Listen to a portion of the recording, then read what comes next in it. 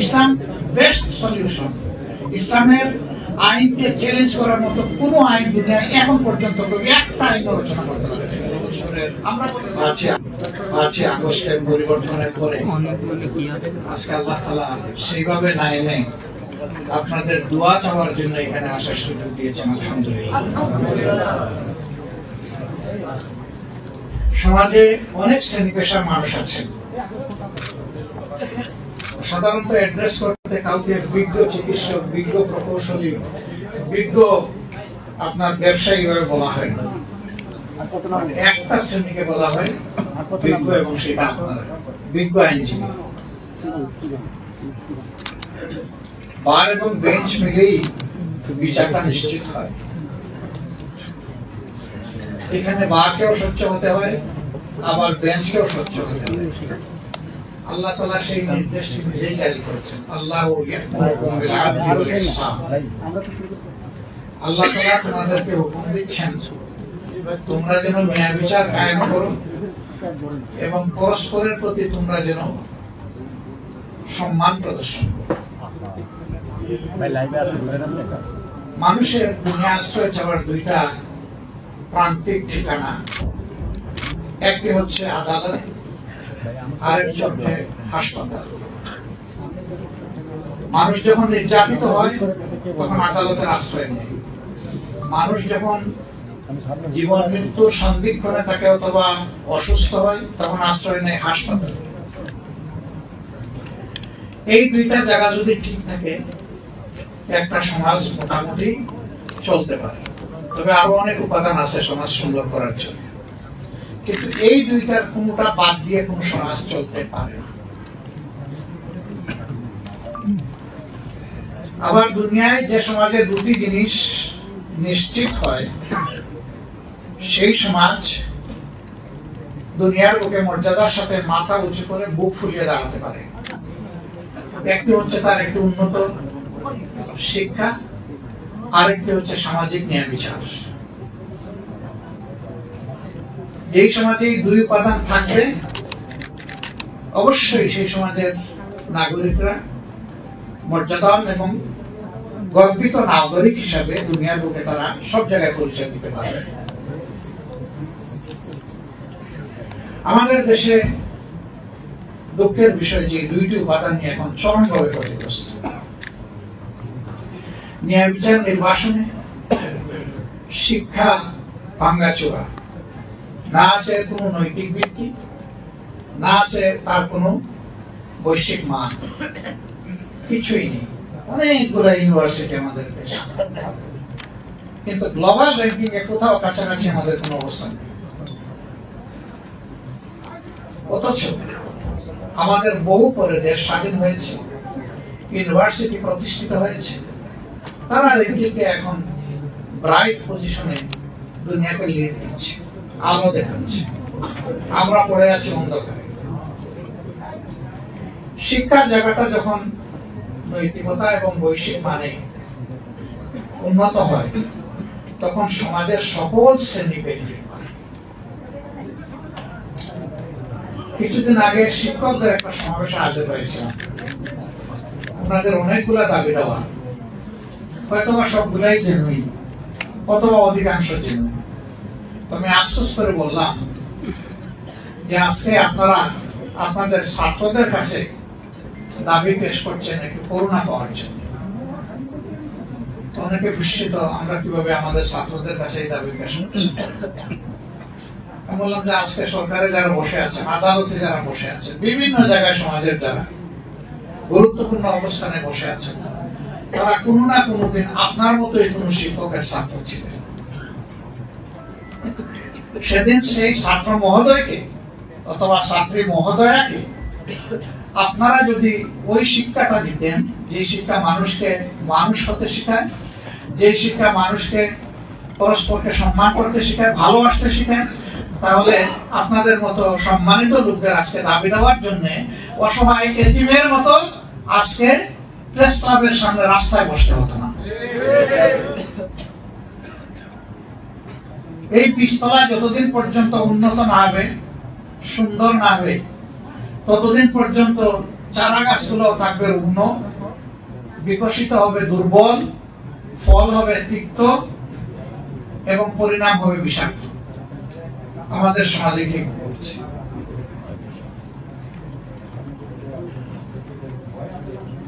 বিচারাঙ্গনে আপনারা যারা আছেন তাদের প্রতি আমার ছোট্ট একটা অনুরোধ, আপনারা বিচারকের অংশ, আপনারাই তো বলেন বার এবং বেঞ্চ মিলে বিচার। সকল বিচারকের একজন বড় মহাবিচারক আছেন।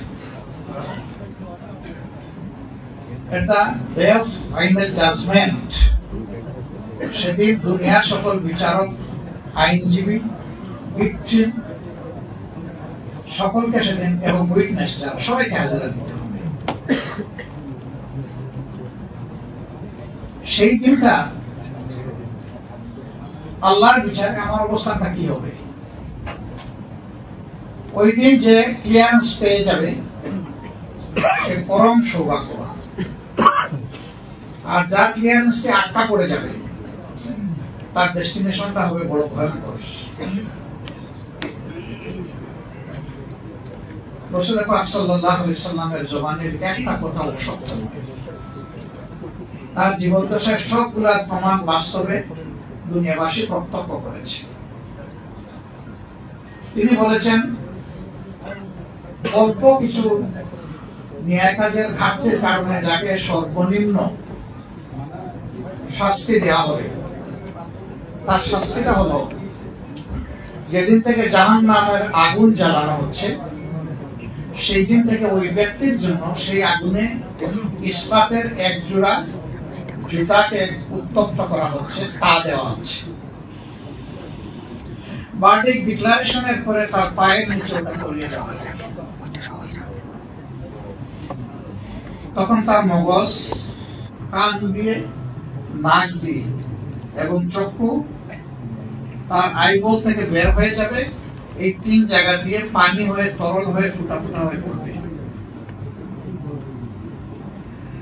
একবার ব্রেইনের ম্যাটেরিয়াল শেষ হওয়ার সাথে সাথেই নতুন ব্রেইন আল্লাহ জায়গায় দিবেন এবং সাইক্লিক ওয়ার্ডারে তাকে এই পানিশমেন্ট, এই কনসিকুয়েন্স তাকে এক্সপেরিয়েন্স করতে হবে। এবং সেখানে আবার কেউ আমরা কারো পক্ষে দাঁড়াতে পারবো না।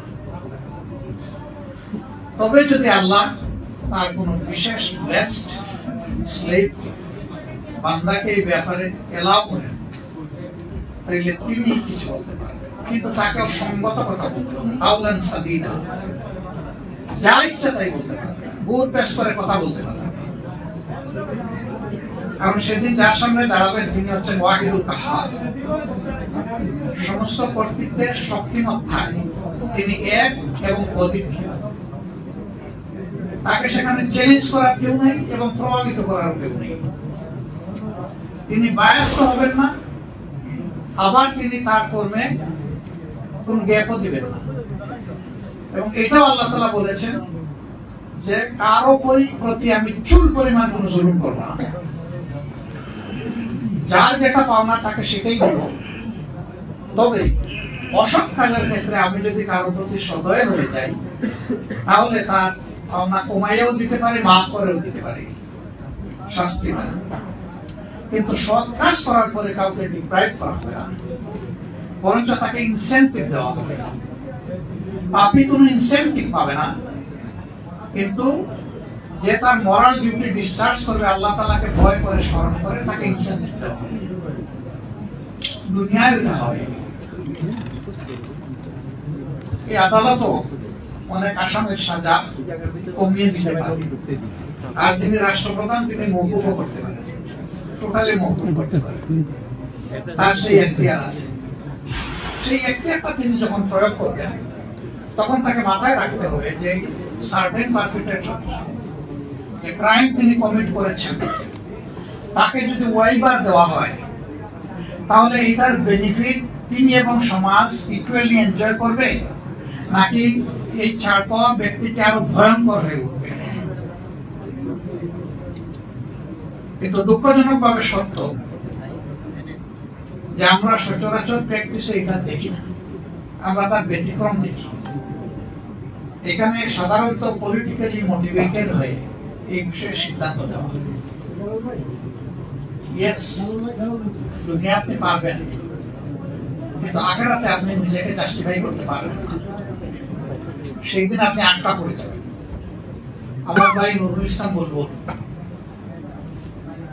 আমাদের বিজ্ঞ আইনজীবী সমাজের কাছে সমাজের প্রত্যাশা 6টা-7টা বিষয় তুলে ধরেছে। আমি হয়তো সবটা পারবো না, কিন্তু আমার যদি গুড ইন্টেনশন থাকে তাহলে আমার ওই ফোর্স আল্লাহর সাহায্যে আমাকে আগায় দিবে এবং আমি কিছু হলেও সমাজের জন্য করতে পারবো। আমার রিজেক্টের ব্যাপারে I myself is the best witness. আমার সামনে আমার তরুণ জীবনে অনেক হাতছা নিয়ে এসেছে, আমি ওদিকে ফিরে থাকি, কিন্তু আমি চাইনি এমন জিনিস আমার কাছে এসে গেছে সব। এ থেকে আমার নিজের রাস্তা নিজের পর এতটুকু হয়েছে যে আমি চাই অথবা না চাই, আমার ক্রিয়েটর যদি চান তাহলে যা আমার জন্য রেকর্ড করবেন সবটাই আমার ভাগে আসবে। এটা ভালো হইতে পারে, খারাপ হইতে পারে। ভালো কর্মের ভালো ফল হবে, খারাপ কর্মের খারাপ ফল হবে। সুতরাং আমরা যখন বারবার জেলে যাই, এটা বড় সৌভাগ্য। আমাকে অনেকে জিজ্ঞেস করে আপনি কি চিকিৎসা কাজ করতে পারেন? আমি ওই পারি, জেলে গেলে পারি, বাইরে থাকলে পারি না। এই সময় পাই না, আর আমার প্রয়োজন হয় না, কারণ আমার থেকে আরো অনেক স্কিল 5 মিনিটের সময় রয়ে গেছেন সার্ভিস দেওয়ার জন্য। কিন্তু জেলে গেলে সেই আমার মানে লোক নাই, সেখানে মানুষের যে কি পরিমাণ ভোগান্তি হয়, যারা জেল এক্সপেরিয়েন্স করেছেন তারা এটা বলতে পারে। আমি জেলকে আমার জন্য অনেক ব্যাপারে অপরচুনিটি হিসাবে নিয়েছি। শাস্তি হিসাবে নিলে শুধুই কষ্ট পাবো, দরকার নাই। আমি নিয়েছি অপরচুনিটি হিসাবে। সরকার আমার প্রতি খুবই আন্তরিক ছিল, এই জন্য 5 বছর পর পর আমাকে নিয়ে যেত গেস্ট হাউসে। আবার নিলে বলতো যে বহুদিন পরে আপনার আতিথেয়তা আমরা ব্যবস্থা করেছি, তাড়াতাড়ি আপনাকে আমরা ছাড়বো, থাকেন আমাদের সাথে থাকেন। আমি সেইভাবেই এনজয় করেছি, আলহামদুলিল্লাহ। আমার কষ্ট লেগেছে, ওই জায়গাটায় বহু মানুষের সাথে আমার সাক্ষাৎ হয়েছে। একবার 82 বছরের একজনকে ওয়েবার দিয়ে তাকে মুক্ত করে দেওয়া হলো। সে বললো যে আমাকে এখানে কবর দেন, আমি যাবো না, আমার যাওয়ার কোন জায়গা নেই। 37 বছর ধরে আমি জেলে আছি। কেউ দুনিয়া আমার বেঁচে আছে কিনা আমি জানি না, তবে আমি নিশ্চিত আমার কোনো ভিটামাটি নাই। কারণ প্রথম দিকে আমার মামলা তদবির করতে গিয়ে, কার্যক্রম চালাতে গিয়ে আমার ভিটামাটি সহ সবকিছু বিক্রি করে দেওয়া হয়েছে। জেল অথরিটি বলতেছে আপনাকে তো আর 1 ঘন্টাও রাখতে পারবো না। আমি যাবো না, আপনারা রাখেন না রাখেন, আমি থাকবো এখানে। সে চিৎকার করে কাঁদতে শুরু করলো। জেল অথরিটি হাইয়ার অথরিটির সাথে যোগাযোগ, কিন্তু জেল করবে তো তাকে 1 মিনিট আর রাখার কোনো সুযোগ নেই।